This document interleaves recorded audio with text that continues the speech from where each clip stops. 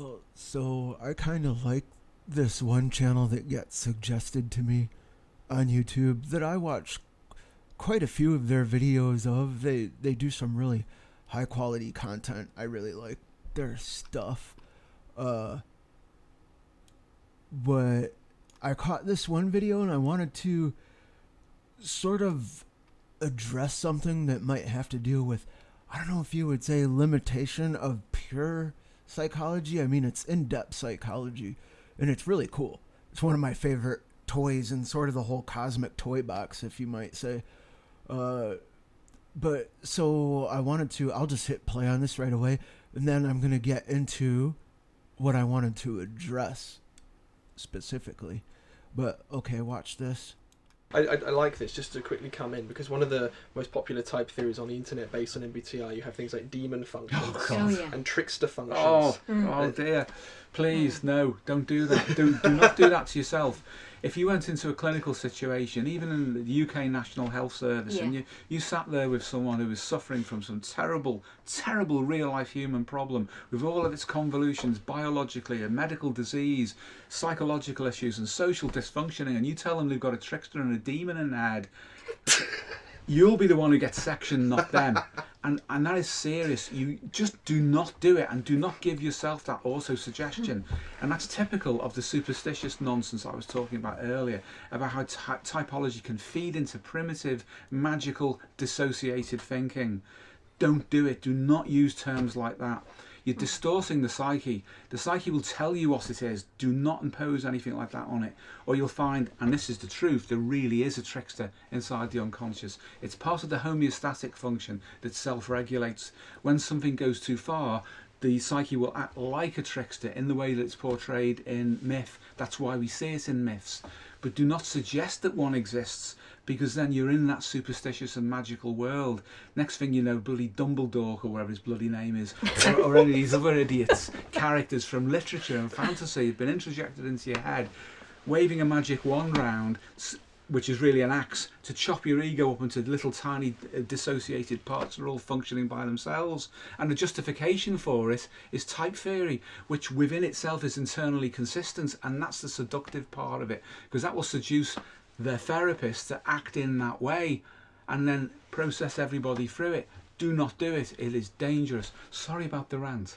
Rant of the day. What made me laugh is just an image of someone going in with like this big cross, like Van Helsing or something, a proper exorcist type character. Could you imagine the type of therapist that could be produced if it was just the material of, say, rogue people on YouTube creating this network of things? I mean, you were saying like an axe to chop things up. You're going to give them a break. It's an axe to sort of...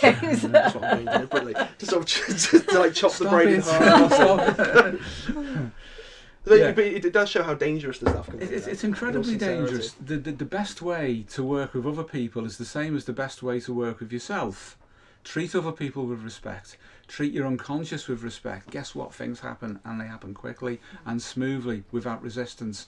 Once you start creating problems by the imposition of ridiculous, superstitious, medieval level thinking, then you're going to create ridiculous, superstitious, medieval levels of dysfunction in the people you're working with and yourself, and you will communicate that through the medium of suggestion, which is influence, reciprocal influence. So watch it, because when you start to bounce things off people, they bounce back. That's the problem with occultists. They get that all the time. They think they're immune to their own suggestion, and they're not. And that's why an awful lot of them end up in psychiatric units, because they like to think that they're in some kind of control of these reified forces that they create, which are basically complexes. Yeah. Which Jung understood that. It's in his doctoral thesis right at the beginning. So those of you guys who follow Jung, start where he started and get that right first. Well, okay, I guess I'll stop it right there. I'm not trying to keep going. I went a little bit longer than I originally went to, but one thing is... There's quite a few areas to go at this from, but, and I will. One thing I wanted to say is, one thing he essentially suggests is that this is sort of a whole, the mind makes it real take, which has something to it, and that's what I wanted to look at. But, like, it's funny, it says Star Wizard right up top, and he's making fun of the bloody Dumbledores of the world. Well... the mind makes it real thing. It's weird because he's like, don't do that, no matter what, don't do that. But then he even admits too, he kind of has to contradict himself, where he says the mind can make the trickster real. So it's trickster-like function, but at the same time, he has to admit at some point, the mind is so powerful, the mind can make that real. And that's what we're going to get into a little bit. Was it real before the mind even made it real, though? And with the proper, not even proper, but just a high, heavy dose of dissociative, whether you want to say dysfunction or just ecstatic, to where you seem to scramble the system so much, you break into something to where what was real, that he just admitted the mind can make it real, was real before the mind made it real. You see what I mean?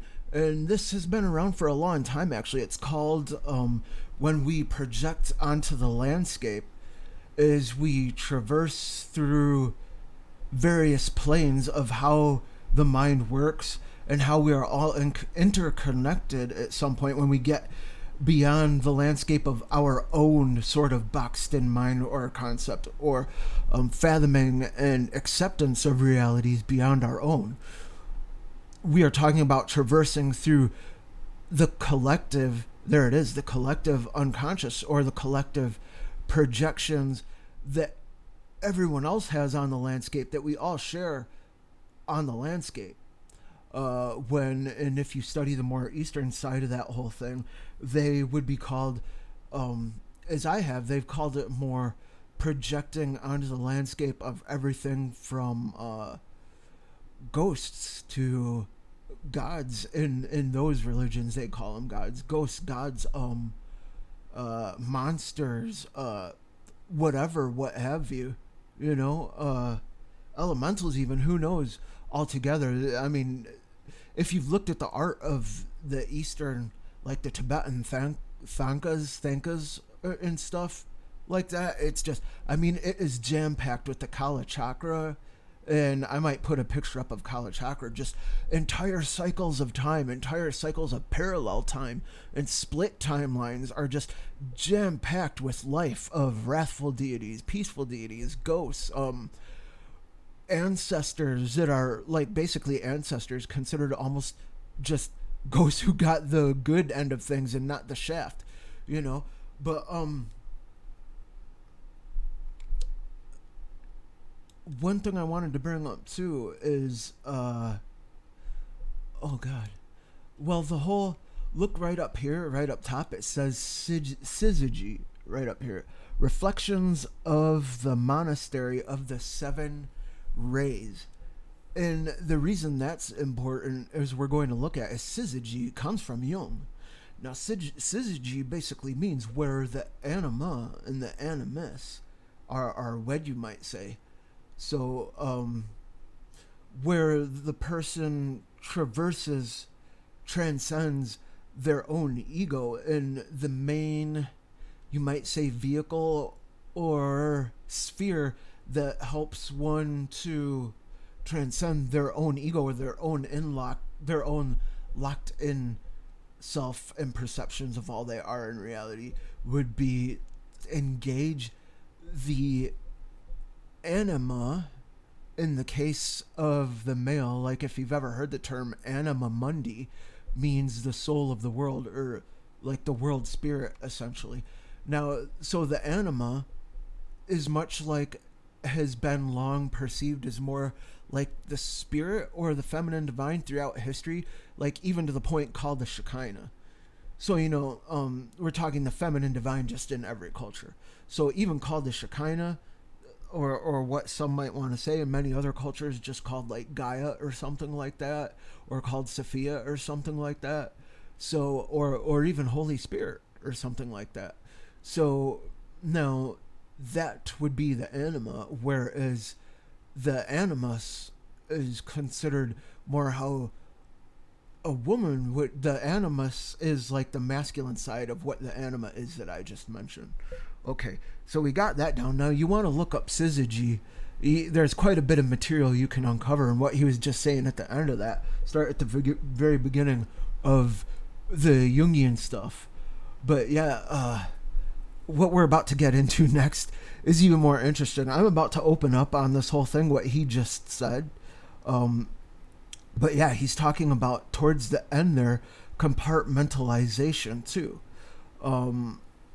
And how the occultist has long considered themselves, like he said, immune to their own suggestions, where then they end up the victim of that compartmentalization too. I've definitely met some occultists in the past who that is true. I've seen what he's saying. They're definitely prone to their own suggestions that they think they're immune from. So, and they go crazy as a result, and they end up in like psychiatric wards. But now where he's talking about just the trickster function is just a shade of your own self and what you project and bounce around on the fun house of mirrors that is inside your head, versus the trickster slash, almost what like he started to get into a little bit, trickster slash demon, to where it's autonomous. And we're talking knowing for sure that it's not just like projected from your third eye or projected from any other of the recesses of your own brain, yet you're still locked in your own ego.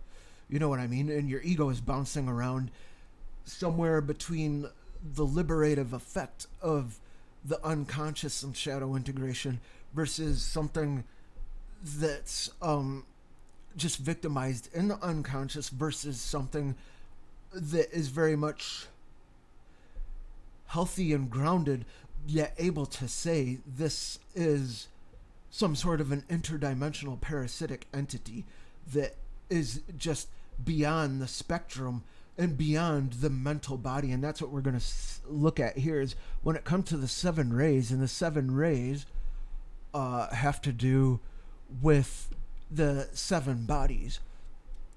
And those 7 bodies, as we are going to look at here, the 7 rays of light, starting from physical, biological, which is often perceived and equated to the red ray, because that is considered the most densest, or the longest, or you might even say the stoutest. I like to say the most stout of all the wavelengths. It is the longest, and it would be the most dense onto the emotional, onto, it goes on and on and on, to the mental body, the mental sphere, to the etheric, aka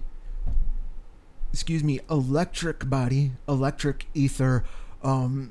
Way back in the very beginning of experimenting and learning about this whole layer of the body, they were calling it plasma often too, plasmatic, or then we get that term even ectoplasm, which goes on and on and on through about a full century, a century or a little bit more, onto the pop cultural iconic, very iconic Ghostbusters.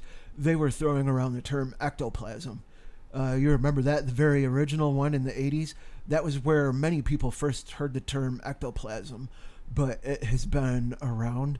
It's been around, and what it stands for, what it referred to, was the plasma body, or the etheric body, etherically charged, or you might say the ether body is also considered one of the most dynamic layers, is in purely electric, not to be confused with the static of, as you go higher and higher through these bodies, then you hit the most static.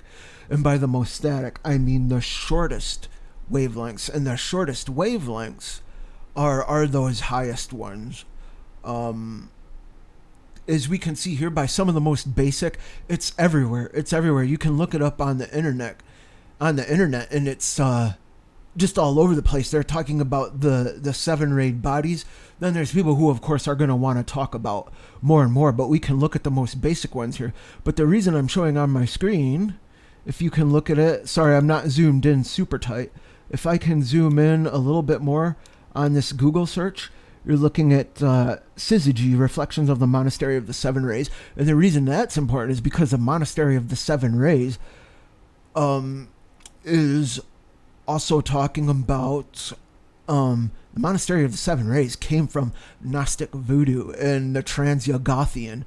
So these very people I talk about, so they're very much onto it. They very much know what it is. They started the Seven Ray Monastery thing, church, temple, whatever you want to say. They wrote a book called Psyche. They are into the Jungian, and they're very good with the Jungian. So what we're going to talk about next, super quick here, and add on to this that I'm going to get into, is how these guys who are just talking, they do really awesome work, but these guys who are just talking, they tend to cut off, and I'm going to go into why they cut off at the mental plane, the mental or the intellect body.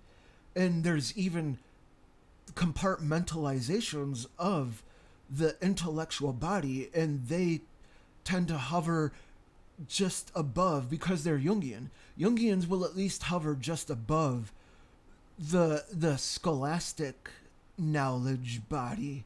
And that's what the Psyche sort of helps with, is to, at the very least, even if you tend to cut off at the intellect body or the intellectual ray of the greater bandwidth of the full spectrum body,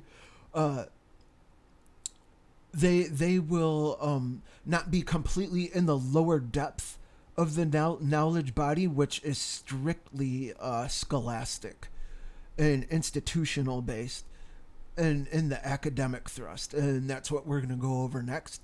Now, so thanks for tuning into this as I break down why they said what they said the way they did. The parts where why they said it might be kind of harmful, even unknown to their own self, which is okay. This is not to lambaste them. Even the part where James Dowling is caught like laughing, and I sort of break down why the psychology of why he ends up laughing there like that. And we sort of look at things under the more full spectral body, which includes the physiological, biological, to the emotive or the astral, onto the I don't know what you might want to say, the lapis body, which is the overlapping at the heart of these lower bodies, which includes the intellect. And the intellect can then be, if it's not just the scholastic intellectual body, is then transcendent to the other higher bodies, which the other higher bodies are the more refined intellect to the etheric or the electric body, often just called the ether body, or the plasma or the ectoplasmic, onto the celestial wavelength, the celestial body, the cosmic awareness, which many New Agers also would call that the Christ consciousness. Whether or not you do, I'm not judging. I'm just saying that's what they do. I'm not selling you anything. I'm just saying what I've seen. So, then the cosmic, the celestial body, then onto what is called the singularity body, or the monad. That's the most static, because the monad, or the oneness body, oneness means most at rest. Oneness is at rest, or like the pure static body would be like considered the highest bandwidth or wavelength, the very shortest, because it's the highest. So it's the shortest traveling, and being the shortest traveling, unlike the red, which would be considered its opposite, the longest, broadest, or the most stout wavelength, you might say the most sturdy, so it's associated with the grounding and the physical body. Now that one, the static or the monad body, or the oneness body, the one, is the highest, the static wavelength. So we are talking does not travel far because doesn't need to travel far, is ubiquitous, essentially omnipresent. So let's go ahead, and now that I've laid that pipe work down, let's go ahead and get further into the video and what's up with the intellectual limitation and sort of why it happens, and why they would they would want to laugh that way. So it's almost it's a preservation instinct to the academic body, the academic superiority, and that's what we're going to go over right now. Thanks for tuning into this. The archetypes are very alive to the extent we look at things the way we do. I look at things the way I do and perceive the way I do because the realm of the archetypes is like at the beginning of the universe, pretty much. Not just before the beginning of even of what we consider the phenomenal universe, the observable universe that we know. And the reason that's important is because these spiritual beings, these archetypes are living spiritual beings that come way, way, way, way, way, way, way before us as we perceive ourselves here in this earthly realm. And then that world even has a tag word, and that tag word is Atzilith. And Atzilith comes before even other extremely powerful layers of worlds underneath it. There is something called Atzilith, Bria, Yetzirah, and Asiya. And Asiya would be the final realm called the action, the active plane, the active. So we would start, the way this starts out is the archetypal, way, way, way, like I was saying, before the beginning of all known things in this phenomenal, that make up this phenomenal celestial cosmic event that we call a universe of some sort. As we now start to explore parallel dimensions in parallel universes and start to talk about infinities, we talk about Atzilith, the realm of the archetypes, the archetypal world. Then the creative world, I've seen some people switch this around, but then would be the creative world. Now I can tell you this, Atzilith would be considered, and the archetypes themselves, the realm, the whole reality is made up purely of archetypes. That's how heavy duty this shit is. Now, that would be called, the archetypal world is the world of fire. The creative world, aka Bria, B-R-I-A-H, Bria, that is the realm of the creative, whereby the creative, many of us still consider this universe, this phenomena universe that we live in, to be created. It's created somehow. Even if, whether you want to get into the nitty gritty of, was it recycled? Was it made from, is it something from nothing? That's moving on from there, because that's like 3 hours or more. That's a whole volume series. But what I want to get to is Atzilith, then Bria. Bria is creative, then Yetzirah. Yetzirah is the formative, like forming ideas. So the forming of ideas and the forming of the intellect realm comes after the creation itself, the creative bent, the creative realm itself. So then from there we start to get into, actually, now some have switched that around, Yetzirah and Bria, the formative and the creative. Some say the formative came first, then things started to be created. And I say the creative was happening, and then the intellect impetus started to be formed up. Forms started to be interacted with after creation, the creation itself, from the realm of fire, which is the archetypal. Now, at the very end of that, we have what is considered the active, the actual.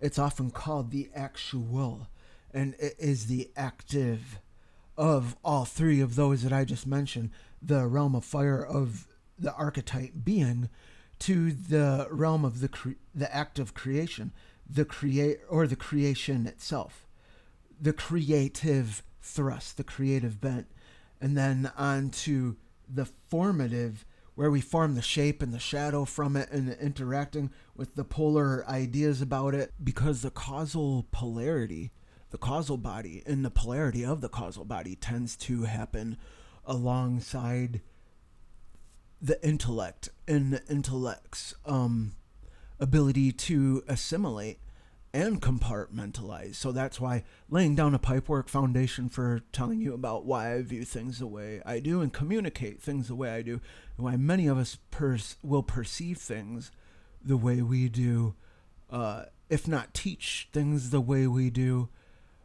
So essentially looking at, like I was saying before, the intellectual body is only a layer within, above the emotional layer, or the astral. Many consider the astral to be the emotions powered. And if you look at how the human body works, then the neural engine work accounts for a faint dim light compared to the engine of what kind of energy the heart outputs. So that's really important to look at, is the intellectual body is only a layer within the emotional, above the, often considered above the emotional, like the head rests on the heart, but look what the heart outputs. So that would be called the astral and the psi connection. The emotional and the mental connection is the astral and the psi connection. And like I was saying before, there is the upper intellect bandwidth, you might say, the upper intellect levity, the refined intellect, which deals with, that's where we get the term, that's where we've long gotten the term gnosis, because gnosis is the intuitive knowledge that is defined apart from the more compartmentalized scholastic knowledge and intellectual body and institutionalized academia. So then we have the etheric, as I was saying before, and that's where we get that word ectoplasm, as the century of, especially, there were many classes that studied this, including the Dugpa, all the way over, and not just the Dugpa, but all the way over into the East and Tibet. But then also, too, here in the West became very popular was Spiritism, I believe it was called. Yeah, it was. And so then the etheric body, and then the cosmic body, the cosmic and the spiritual and the monad being. Or the oneness we say, where we say, wow, I'm still alive, but I'm transcendent of my existence. I feel like, or beyond feeling, extrasensory, beyond even what I normally consider extrasensory, I am integrating the oneness. I feel one with all life right now. Or the mantra is just saying, I am one, before you feel one with all life. I'm one with all things. I'm one with all life. That's, for many, that is the end game goal. And then there's a whole group of people that I was just talking about that then say, you do what it takes, no matter how sadomasochist, even to get beyond just the feeling of oneness with all things, to where you go from the one to the zero, and then it goes on and on and on. That's a whole nother lecture series to begin to go into. But so essentially, not even the end all be all authority body or layer, and I'm talking about the intellectual body, is not even the end all be all authority body or layer. And that is powerful to think about too, and know, to the intuitive bent. The gnosis is the intuitive knowing. And that's through, the gnosis is also through experiential only. The doctrine can't get you there. No doctrine, intellectual or spiritual, can get you there, because it is experience. It is experience only. So you must experience to achieve, and then even then attain to where your art starts to do, your art and your science are one, and they start to do things more and more and more and more, like the sort of stuff that I do my best to manifest for people here, to looking through my channel, to go over with and look through and take in and enjoy. And I try to share what's going on beyond just, this is a shade of a trickster-like thing that goes on in me, and that's what we'll get into next, is how much is it beyond just a trickster-like thing that can happen in me, or just a negative anima thing that just happens in me. And the reason it just happens in me is because the intellectual body is retained as the most authoritative end-all be-all thing at that point, which is what we're getting beyond now. The reason it would happen that way, to where it's just me and locked into just me, would be because I've made the intellectual bandwidth, the intellectual body, the master input, the master channeler, receiver, as it were.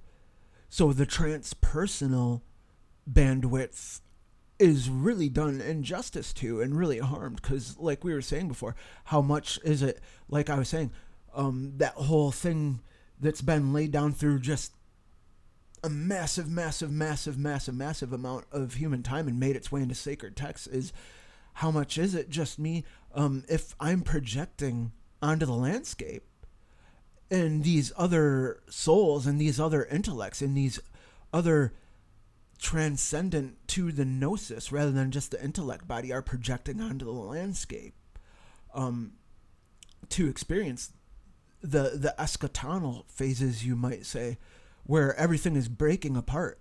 Everything is just like you might shattering. It's shattering. Known concept of reality is shattering. Known intellectual body and everything we've talked about when it comes to compartmentalization at all, and what we've considered compartmentalization 1 or compartmentalization 0. And by that I mean compartmentalizing versus the not compartmentalizing, is when we thought we've had that concretized become shattered too. So in that video I just showed, he's very much, what he has is compartmentalizing yes, compartmentalizing no, that is still concretized. It's still very much based in the causal realm. Whereby then what I'm saying is, like I was trying to talk about earlier, as much as I could. So when it comes to projecting, when it comes to me projecting my own, say, trickster function, and something that's so strong and potent, I'm swept up in delusion to where I think it's real, and I want to break out some sort of a wizard wand and go chase the thing down or some shit like that. You know, where does that end, and where does the other person begin? To where the other person, the other soul, who very much believes they exist, and they beyond existence are being too. How much is the potency of their mind when they project onto the landscape? As I was saying before, where's that cutoff point? You know, where's that cutoff point to where when they project their gods and monsters and ghosts and elementals and aliens and ancestors and angels and demons, or Loas, or on and on and on and on and on, where does theirs then also stop being so potent to where their absolute interpretations and experiences are just delusional and smacking around, or batted back down, like swatted back down, to where it's, oh no, that was just intellect. That was just the intellect body. You're going crazy. And that's what we're going to go over next. Because most certainly as someone is accessing the transpersonal bandwidth, which is beyond the intellect, through the non-sephirotic, the non-sephiroth doorway, gateway that we call Doth, you cannot tell someone that their transpersonal aspect access was only lodged deep into their head and bouncing around in a realm of fun mirrors. That's why so many people in these psych wards and stuff believe in spirits and demons, and we're going to get into that next. One thing I do want to say real quick is I'm actually not a Kabbalist. I am no kind of an official Kabbalist. I am no kind of an official occultist. I bring up the Atziluth, Bria, Yetzirah, Asiya because I do have somewhat of a bit of a background just dealing with people who intentionally open clepothic gateways. So I have to know certain stuff. I've had to know certain stuff in order to the funny thing is, these are depth psychologists. The video I'm sort of replying to, and to come and do a winning spiritual psychology, I've had to know this stuff, or I would have been consumed. I'm really proud of how far I've come. I'm not an occultist. I'm not a Kabbalist. I don't sit there and do any sort of rituals to like invoke specific angels along specific pathways of the tree of life. Again, I know this stuff because I've had to study some things. Studying some things has helped me deal with people who are intentionally doing that sort of thing, and then go on to intentionally not just explore the Qliphoth, but want to sick Black Lodge sorcery shit on people, sometimes just for fun, sometimes out of vindictive behavior, just multiple different reasons, sometimes for lust, sometimes for power. I don't know what, but they do. Sometimes they do, and it goes way, way, way, way, way beyond your own little clown that's in your head, along with shades of everything else. So that's what we're getting to right now. But their way of dealing with it, obviously in this video, is to laugh, which is okay. Their way of dealing with it is to laugh, but it's not from intellect superiority, which is why they might want to seem like they're laughing, but it's from fear that there is a layer or more beyond the intellectual phase, and the scholastic rulership over it all, the archon of mind. So as a result, you have two nuts. With these two nuts, you have two nuts, and one is more of a loose cannon than the quote-unquote patient, which would be someone like me, probably, who's talking about real spirits. There are no patients.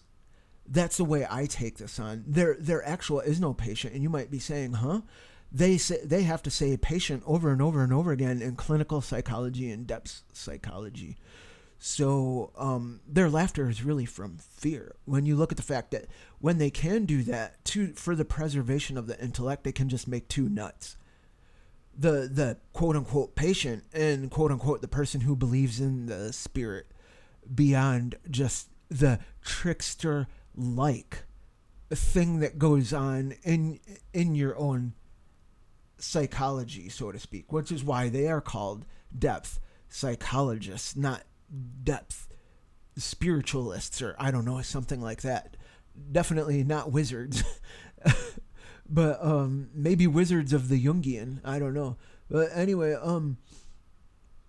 the thing is, too, all they needed was a holistic approach. The quote-unquote patients. And when there is a holistic approach, there actually is no patient. And now we're going to get more into that, too, and connect that up with the rest of this. So, but the Saturnine intellectual or institutionally based superiority is a complex. It's an ironic complex. That is a complex. So, and this would be projected onto me like through that sort of laughter, which preserves the intellect, drives superiority. But it cut short the transpersonal and the power of the transpersonal and the reality of, say, okay, I'm going through all the projected ghosts, demons, angels, ancestors, aliens, witches, elementals, I don't know, this, that, and the other. What is it even? What does it look like? Yet what it looks like is never quite what it seems.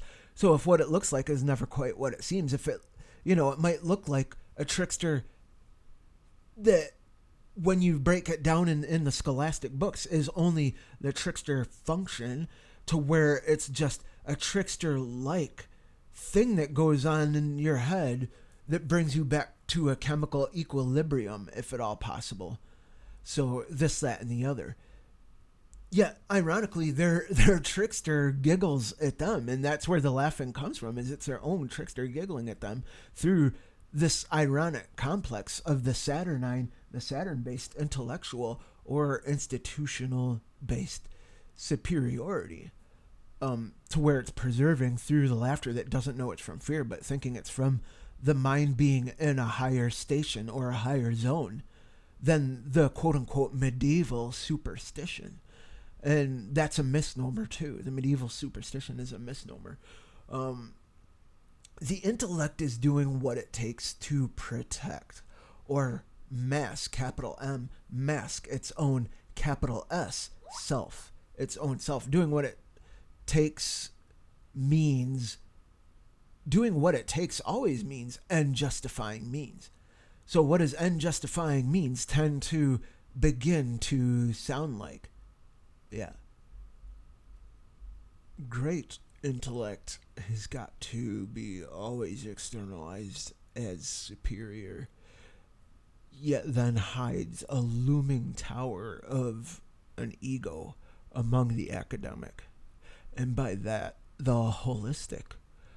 Or even if some may choose to use the word or just be fine with the word shamanic. And by that, I mean throughout time. Old. When I say that, I'm talking about holistic medicine before most of what any of us can even recognize as medicine, to where it was purely visionary. But the holistic or shamanic has to always be pulled back into the intellectual collective will to power, is being prioritized over the ecstatic or transcendental, is now fancifully superstitious. And without doing so, there is only tribal vision medicine taking precedence over corporate treatment. And this is so huge. And part of the reason they look at it that way, you need to be healed from the position that it is impossible to heal yourself, or alongside the collective spirit. That's definitely part of an error that's going on there. The corporate treatment. And that's what becomes recognized standard procedures that are equally bureaucratic or sanctioned. Like, that's the whole problem. This is where healing starts to take root, is something, quote unquote, you can afford. You see what I mean? Over time, with permissions and conditions for administering from the external problem. So we're talking about treating the symptoms and stuff like that. From, you can afford it. You meet the prerequisite of being insured to receive these 6 different pills, or something like that. Does that sort of make a bit more sense now? But you are paying for your mortgage, to where it's so connected to where even paying for your mortgage and paying for car insurance payments means you are worthy of an intellect superiority body together. You can afford to be healed. You can afford to be put back into the public. You see what I mean? Over time. And you are earning these permissions. Isn't that fucked up? So the external problem now being a quote-unquote proper invasive counterbalance. And what that means is something outside has to enter into you, which is really strange, because that's how so many chemicals have ended up illegal, is just the argument that, hey, this is stuff that's outside you and it's being put in you now. Whoa. Hold on there, Charlie. We need to do all these different tests on it. And then, not that we care about the health of the public, because we're still going to feed you all this bullshit that's sapped of nutrients, and we're still going to feed you chock full of stuff, chemicals that are cleaning agents, and stuff that even weeds your gardens, that directly relates to you getting cancer. But whoa. You can't put that external thing inside yourself. You could get hurt. We better control this. There are substances that should be controlled too. I'm not completely going in absolutes one direction or the other to the extreme. But what I'm saying is the external problem being a quote unquote, like I said, proper invasive counterbalance. What that means is conditions from an assumed healthy external outer is the cure to the already integral and innate wholeness ability to heal oneself from the holistic bent. As in, quote unquote, you are going to get better once these impersonal compounds are introduced to your symptom and your situation. So the face becomes the quote unquote patient, which just becomes the symptom of the conditions that need to be met with. And the patient, the person who can heal himself becomes the impatient, to where it's impossible to heal themselves without the impersonal compounds introduced, and that becomes the regimen of stuff and things that is just used to counterbalance stuff and things. Just that stuff and things is now in the psychological bandwidth only and held there. The instinct would be holistic each and every time. That almost just about is an absolute, and we can go over it, because the instinct would be holistic, because the non-patient no longer viewed as just a patient. It has the power to heal themselves and heal the whole tribe. And that is the original, that's what we're calling the holistic, which since ancient times has tended to be called shamanic, and shamanic has been sort of bastardized and vulgarized and demonized on purpose. The instinct would be holistic. I will leave that part at that. And stronger by gnosis, or the ecstatic, which means the non-compartmentalized knowledge, the intuitive knowledge beyond the eschatonal phase, the reality breaking phase. And you can feed that back into what I was saying earlier about the whole not compartmentalized versus compartmentalized. The one of not compartmentalized in the zero of, you see what I mean? It's a binary. Compartmentalized and non-compartmentalized is a whole sphere of concrete. It's an intellect-based concretization that once again needs to undergo an eschatonal shattering phase or process, or an ecstatic existentialist crisis or crossing of the abyss all over again. Now, what I just mentioned is much of how, why, when, where even patients prefer these quote-unquote patients that, like I was saying, are not to be viewed as patients even. When you bring up the visionary medicine, the origin, the original source, Atziluth or archetypal fire, visionary medicine. Now, these quote-unquote patients, though these experiencing the breakdown crisis psychologically and spiritually, and I say spiritually and spiritually because they prefer to believe and know experientially, as in gnosis, in spirits, angels, demons, gods, monsters. Maybe they call them aliens. Maybe they call them ghosts. Even this, that, and the other. I don't know. But so, yet the clinical approach always leads to the clinician making themselves feel better with the meds regimen. The insistence is so powerful that, like a quote-unquote DMT jester or a clown demon, and there's the clown demon has been gone over at great length in Station Mercury, my podcast, that I am getting back to. It's not completely gathering dust on the shelf. It is priority. So I'm glad to have been able to make videos, though, to be able to illustrate a bit more. But so the insistence is so powerful that, like a DMT jester, this jester is autonomous by these patients. This Jester, and that's the thing, is the Jester that we're looking at in the video, in the very first video I showed, now they say the trickster function. So that's the thing we want to look at, is when they say the trickster function, and I don't mean smoking DMT. I very much, when I say DMT, I'm talking about natural DMT drips through your pineal gland, is a DMT production warehouse, storehouse.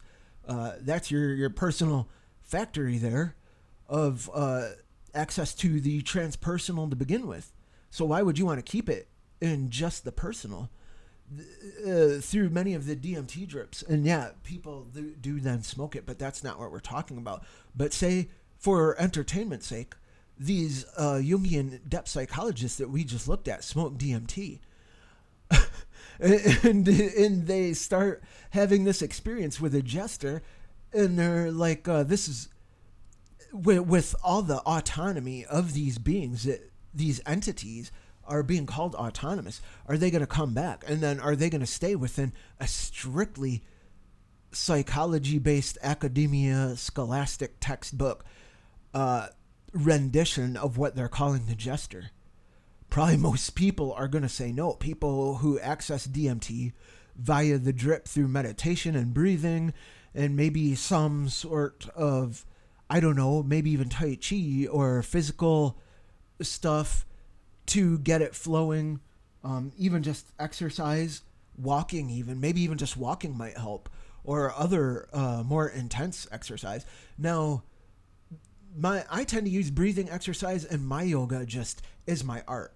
Like you see my art here, I do a more visual yoga that strictly centers, not strictly, but I haven't exercised in a long time. Moving right along, I know that's so bad. Moving right along, my yoga tends to be more pure visual, pure frequency, audio frequency. Everything is made up of frequency. So audio and visual, like my studio is audio and visual. I don't make CDs and DVDs based on, cardio exercises.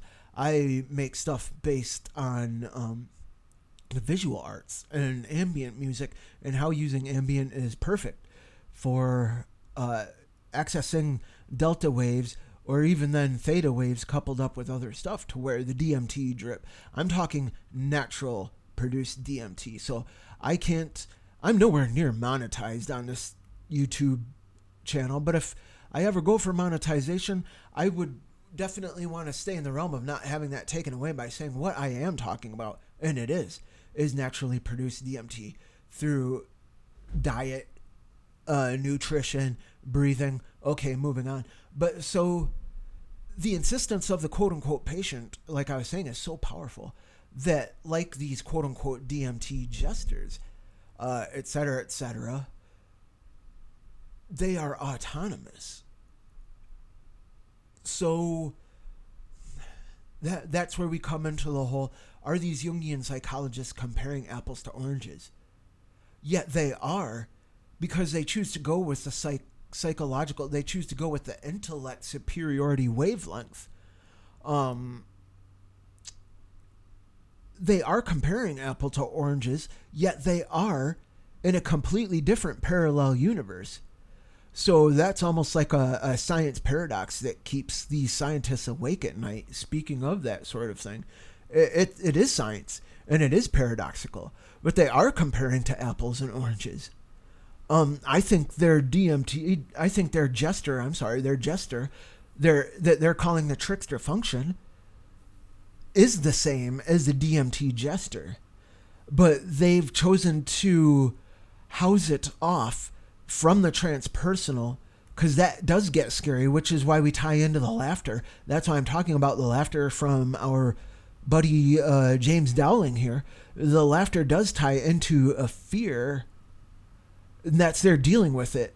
Their fear is not from intellect superiority, though, and intellect being the end-all be-all, but from the fear that there are more layers to this that are transpersonal, more powerful beyond the intellect, to where the archetype is more that it's definitely primitive and it's definitely powerful, but it is not mere medieval superstition.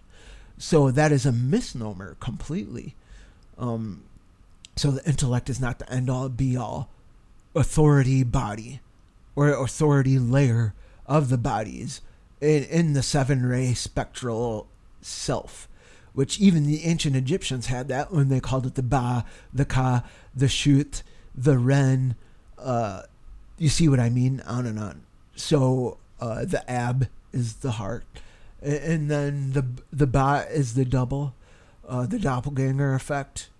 Or no, the Ab is seen as the bird self. They have like it's depicted as like a bird that can go, it goes horizontally primarily up and down from the final resting place of the body toward that cosmic, up through the cosmic, extending to the monad part of the body self, that feels like it's all parts combined to where it's transcendent and it's what is beyond the existential crisis. So, and this is seen in the symbolism of Pisces in the zodiac. And Pisces is often called a patchwork quilt. That's why Pisces is called pieces. Kind of mean, but Pisces is called pieces. They are a patchwork quilt of all the other 11 signs. And they are also in analogy with the 12th house, which is Psychosis. And why the 12th house is in analogy with the crazy house, the nut house in a way too. Or sanitarium even. Or any sort of mental hospital. And, deals with, and that's also the ocean. Pisces is the ocean. Ocean is compared to an ocean of liberation, the great liberation body. So, okay, now let's get right back into it here. The patients tend to, and the patients instinctively, this is not what is breaking them either. Their instinct to believe experientially gnosis in spirits, angels, demons, gods, monsters. Yet the clinical approach is leads to the clinician, because it's so crazy. It's so crazy as it wears away. It wears away and it wears away, and it will wear away the clinician who is treating this quote unquote patient. So the clinician finally starts to make themselves feel better and sane by treating with invasive chemical, the meds regimen. So, but the DMT Jester being autonomous, and being autonomous, not just a shade of unintegrated shadow, and it's not just a shade of the next phase of something that's more difficult than the shadow that victimizes, that it begins driving that clinical mind even more bonkers, is what I'm saying. They have to cure themselves by killing the spirit. That's the essential thrust and the gist of what I'm getting at, which is why it's housed and cut off from the transpersonal to the realm of the intellect, superiority, preservation, that bandwidth, that wavelength in the full spectrum body, which invariably held potential to restore, not as even a shade of higher self, capital S self, full self, but by the fullness, capital F, fullness, cosmic fullness, transpersonal fullness thereby, of upgrading timelines even. That's true. From the timeline split and re-emergence, the reverging of timelines, the upgrading timelines is what helps overcome it. You're not going to hear many Jungian depth psychologists, though, talk about upgrading timelines and then weaving back together split timelines. That, I don't think that happens a whole lot. It is an autonomous capital M master of capital T time. or in other words, it is a lord of time. In the ancient Greek, they tend to call, that's where that word demon comes from, spelled like daemon, Daemon, a lord of time, basically, or an instance of autonomous time that might be very enchanting, or on a good day, and it will be more like a demon clown on a bad day. But quote unquote, it is an autonomous, capital M, master of capital T time. So by any name, in Jester or otherwise, much like the Greek demon. Here's the kicker. Here is the ultimate moment of just like, this is where the mind starts to break down when you stop at the intellectual superiority bandwidth. So is the clinician. That's what's so freaky about all this. So is the clinician. An autonomous master of time. Again, capital M, master of capital T time. So that's why the clinician starting to go crazy with the breakdown of the quote-unquote patient, to loop this back together for you, with the quote-unquote patient who prefers to believe and knows experientially, gnosis, the intuitive knowledge, and spirits. What's going on is, that's why they tend to call it angels, demons, gods, monsters, ghosts, etc., etc. And now, in this day and age, people call it the trickster function, or it's a trickster-like thing that happens in the wild powers of your brain that will just kick in to bring you back into a counterbalance of some sort, so that the instinct can be leveled back out to be reintegrated through something less harmful, which is shadow work, and this, that, and the other, as opposed to a rampant demon clown that's not really a demon clown, yet the mind can make it real. So you have to, because it is so powerful, so you got to watch out for these occultists who are victim to their own projections and think that they are master over, like he was saying before. So again, apples to oranges. Are they talking about DMT jesters? Or are they just trying to own something that is almost like a would-be DMT jester that is just a smaller, more manageable version of it, but they are still calling it so uber powerful that it still goes around killing things, or raping things, or like he says, it's not really a magic wand where you go out and defeat the jester, or as a wizard or something, a projected magical wizard, or you think you're a wizard or some shit like that. Did those guys, I sometimes comment on their videos, did those guys look at my channel with some of the stuff I do, and this was sort of their answer to it? I don't know that. I don't even want to say yes, so it doesn't matter even if they did to me. But that's the thing, is I can still integrate the Jungian. I'm still good with the Jungian, and they have a hard time getting into the transpersonal territories to where it is autonomous. They will start to break down to where they give the patient more pills in order to cure themselves. You see what I'm saying? That's just the catch-22 of the intellect superiority and needing to laugh at those who believe it is a real and autonomous entity or being that might not even be standing across from them. It might still be in them to an extent, but it is in the other layers of the body that are transpersonal that they deny and they have to kill off. They kill the spirit, which again, I will repeat, is invariably holding the potential to restore, and not just a mere shade of the higher self, but by the cosmic fullness of taking your shattered timeline and your compartmentalized timeline that you are embodying and giving it back up into and upgrading it timelines to other timelines, overcoming it, which is why the transpersonal is so important.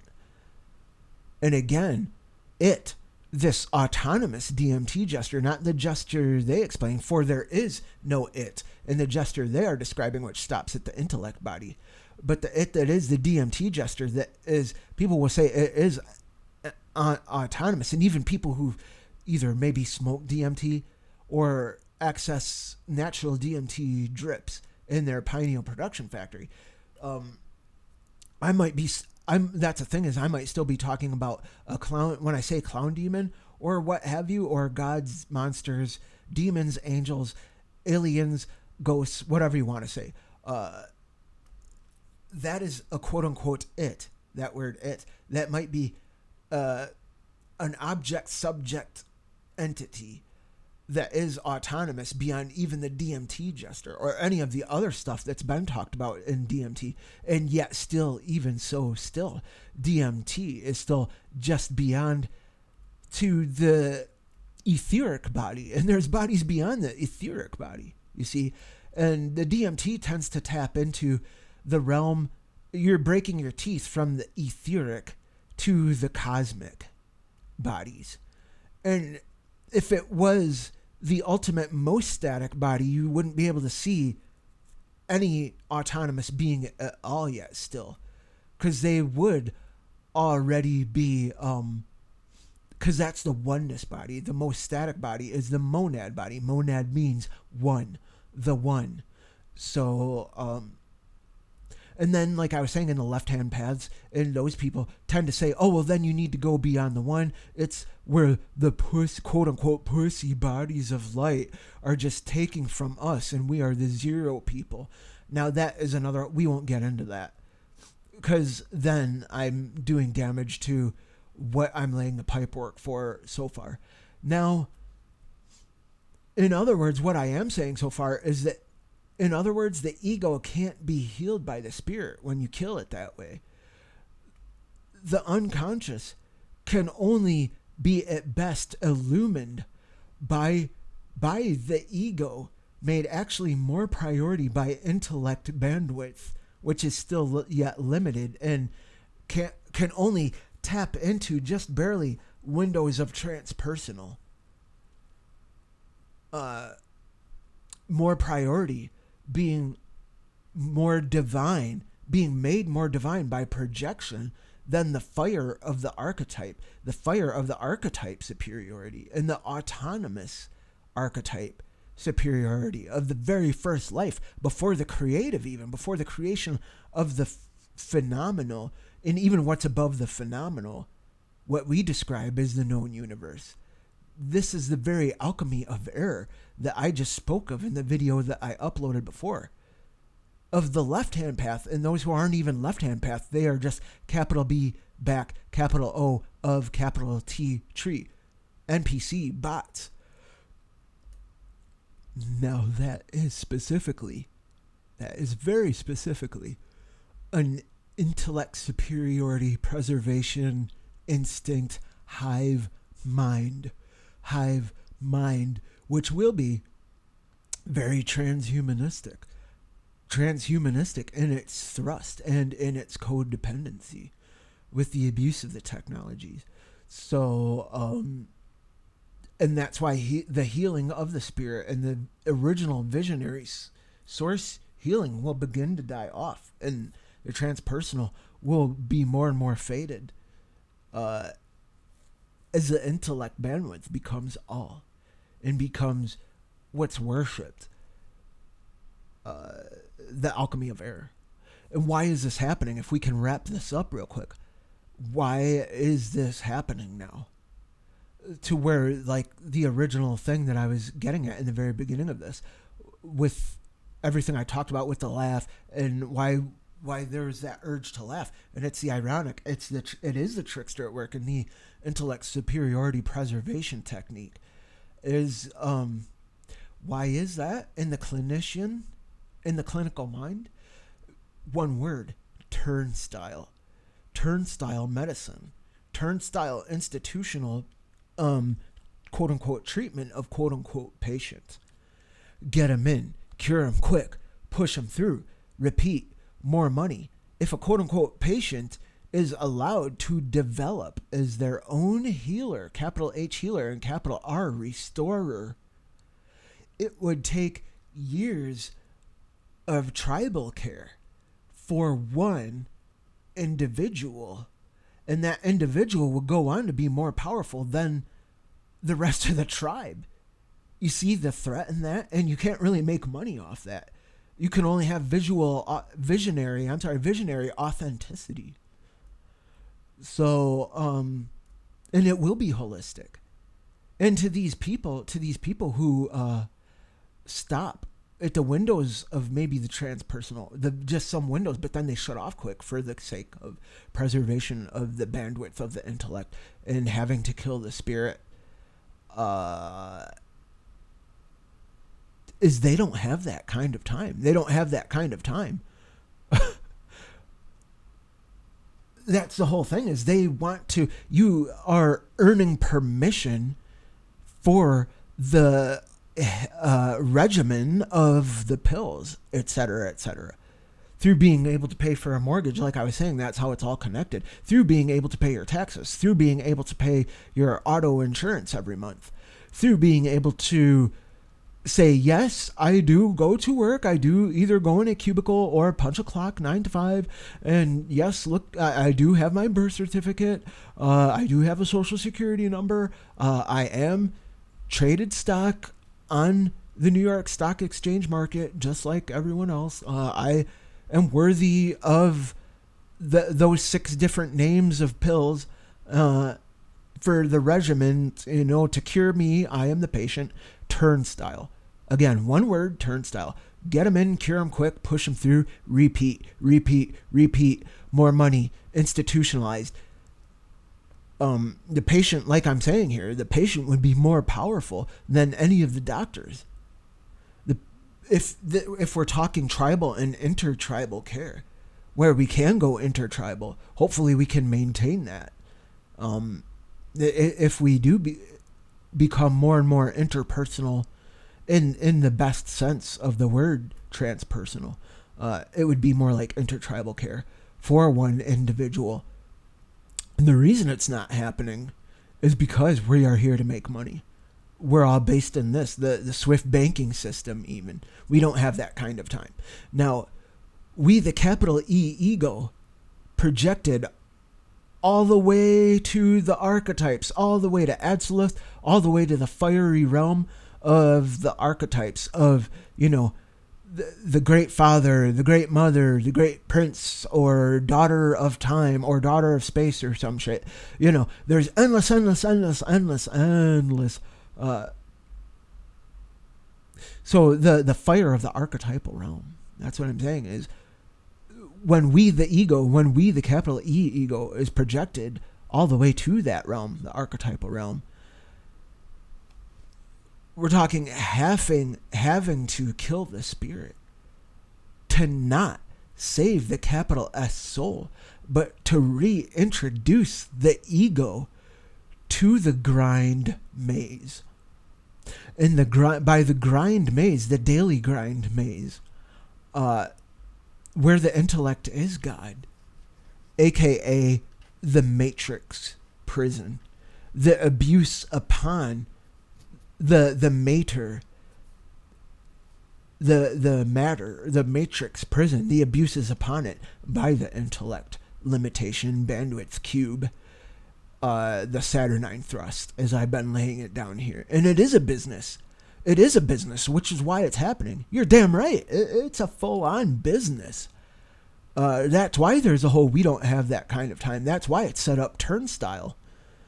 It is a busy, that word busy, a busyness, the quality of being busy, the feature of staying in busy, not slowness until miracles, visionary miracles, transmutate the true alchemy. That is quite a process. And the quote-unquote doctors or the visionary healers of the tribe would not have a large body of appointments. They might see a handful of people just about almost their whole life, or at least within one solar rotation, they would only see maybe a handful, 3, maybe a little bit more at best. And they would end up healing the whole rest of the tribe anyway.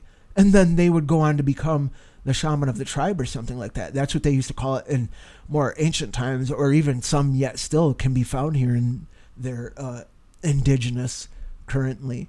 But that slowness, that is so slow, because it relies on the miraculous transmutation to true alchemy. And again, we don't have that kind of time, is what the clinician says. The miracle cannot exist in their paradigm because being is severed, and transpersonal being is severed within their paradigm.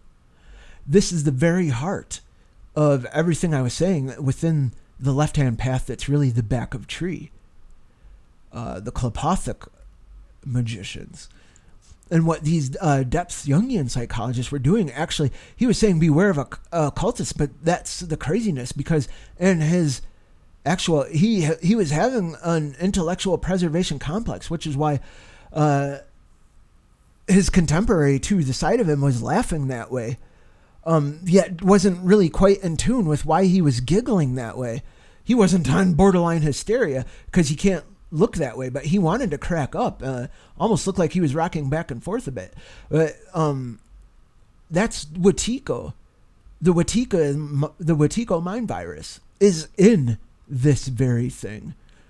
And what they're doing is even a degree of initiation in the occult that I found from going on within these left-hand pathers. But he wasn't doing it ceremonially. He was just doing it within the realm of the intellect preservation. And it almost is a ritual, because he's going to keep doing it and keep doing it every day to the preservation of the 1-0 versus complex versus not complex, concretized. You know what I mean? So, but yeah, I will leave it at that. And this is what we need to get back to, is the very instinct is the holistic drive. And the very instinct is to not be a patient. Every living being's original innate instinct is to not ever be a patient or ever be a patient. And if you're doing the slow method, where any sort of a visionary healer only has a handful of people that they would see, and those people would go on to become more powerful and become the new healer of the whole tribe, and more powerful than the healer they were seeing before them, even visionary wise. Then you are talking, that's a slow method. That's miraculous right there. That's the real miracle within consciousness and the transpersonal and the upgrading timeline and reintegrating timeline, not just reintegrating the shadow. So there you have it. Well, and it is this way. Finally, on a final note, it is this way. No child is ever raised by their parents to be a victim. I would hope. You know what I mean? What I mean is, in the sense, no child is ever raised by their parent to want to be a victim. No set of values is laid down to have that child be weak in the social sphere, the social standing, the society. No parent ever gives their child a set of rules and lessons and says, this is how you be intentionally weak in the society. You know, this is how you intentionally go out with complete codependency to where you're absolutely powerless. No parent wants to project that onto their child. So, and in the event somehow something breaks through, something breaks common sense and reason and everything else, to where there are parents out there who are raising children and raising them to be intentionally be weak and basically like Darwin Awards, walk into traffic. You know, how many parents teach their kids walk into traffic on purpose? That's what I'm saying right now. So in the event that there are some parents out there who teach their kids walk into traffic. There's natural instinct in developing, you know, even way before the puberty years of adolescence. There's natural instinct to just not walk into traffic and to rebel against the parents. So I would think maybe there are some houses in history where if a kid is told to walk into traffic and that set of values is given to them, they just walk right into traffic anyway. I don't know what to say about that. That's not what my upload is about here. That's not what this is about, is how to deal with the part of society that just goes ahead and walks into the traffic as they're taught to. So maybe there should be a whole lecture series about that, but that's not what this is. So there's always the opportunity to say, wait a minute. And that is the instinct to say, wait a minute, why would you tell me just to walk into traffic? I'm not going to do it, you know? And then you raise your own self at that point to simply not walk into traffic for a while. So until you find some other tribe that agrees that you shouldn't walk into traffic, and then you project onto them, you imprint upon to that tribe. So, but yeah, overcoming Wetiko is simply the act of not walking into traffic at the global level, for one thing. And I really hope that's something we work on developing and perfecting over the years, is to not, as an entire planet, walk right into cosmic traffic.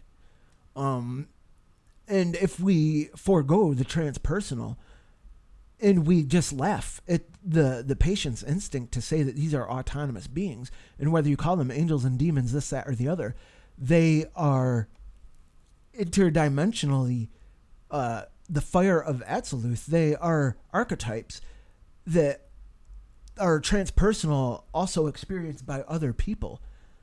And you might say the powers behind the veil, the powers behind the powers that are running this planet, that we very much need to address in order to have any real solution. Then no matter how crazy the patient seems, they are already more healthy than the clinician. They are already more healthy than the clinical mind.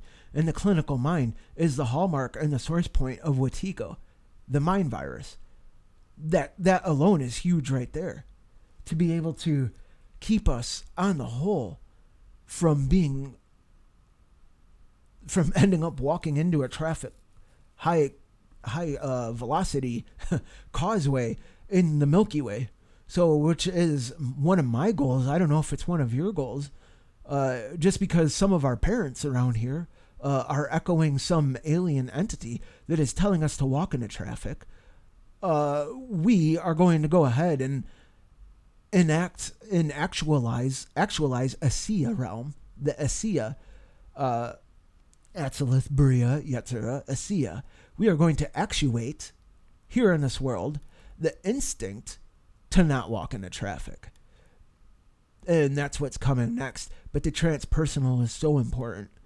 So, and that's everything that I wanted to address just now. And I went ahead and I gave you sort of the long scenic route and repeated some of the things that I said in order to loop it off in a way that might be streamlined and, best of all, not linear, hopefully not too linear, but completely streamlined. And, you know, you just pick it up just like that without arching your eyebrows at me and sort of staring at me out of the corner.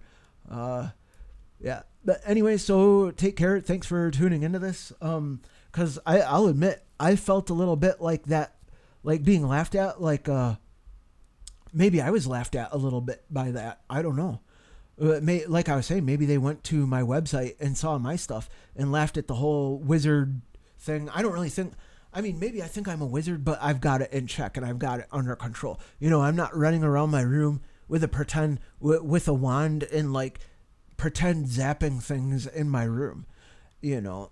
But I do access the transpersonal, and very much I can lay the reasons why very logically, insanely, and in a way that people can do it too, with empirical data.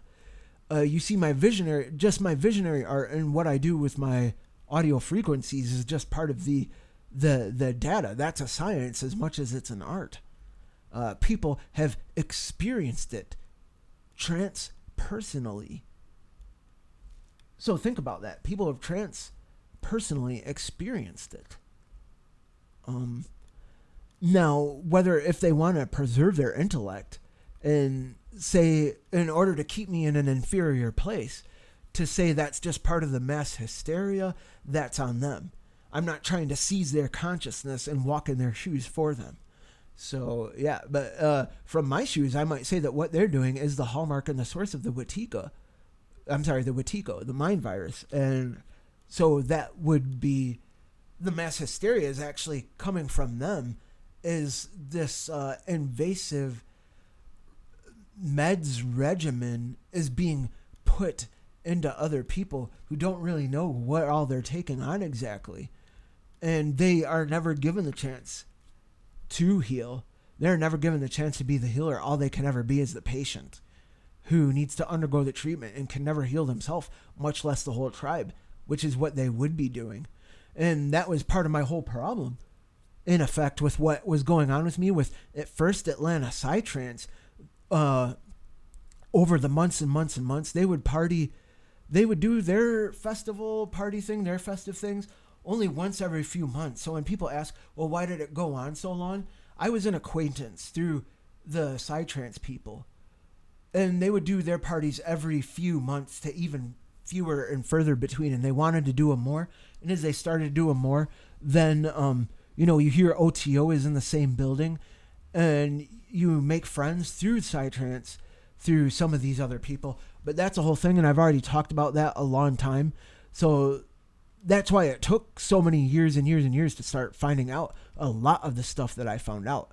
Because those Psytrance parties were very few and far between, and I was a gallery coordinator and director at first. And then I got deeper, and I went to some of the house parties, and I met some of the people who were more mystical and magical, and just in the left-hand sense, the back of the tree sense. And then by the time it was years later, starting to realize what's going on with these quote-unquote hot points, or points chawed. It's not really points chawed, though. It's actually poisho. But I go on and on about that here, and those are very autonomous. Those are very autonomous. They are not just trickster. They are not tricksters already in your head that these people put into your body deeper along your chakra points. You see what I mean? That wouldn't even make sense now, would it? So I wanted to sign this off for a little while now. So that's what I'm going to do, is go ahead and sign this off. I feel like we wrapped it up very nicely. Thanks for tuning in. Take care out there. Everything was good in my life until you came along.